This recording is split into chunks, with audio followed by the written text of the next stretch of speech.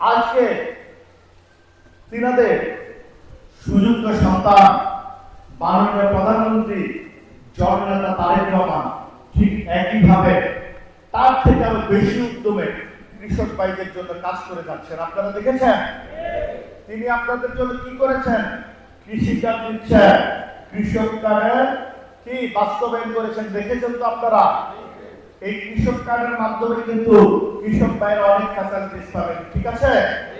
তারপরে দেখেন আপনারা তিনি কি করেছেন, তিনি আবার সেই খাল খনন কর্মসূচি কিন্তু হাতে নিয়েছেন, ঠিক আছে?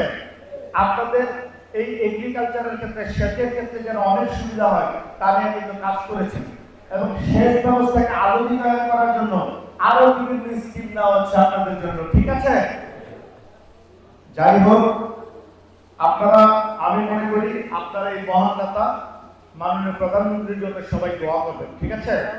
তিনি যেন এভাবে একইভাবে বাংলাদেশের জনগণের জন্য এবং এই যে কৃষক ভাইদের জন্য, আমাদের প্রান্তিক কৃষক ভাইদের জন্য এবং কৃষি সম্প্রসারণের লক্ষ্যে যেন কাজ করে যেতে পারে। আমিন।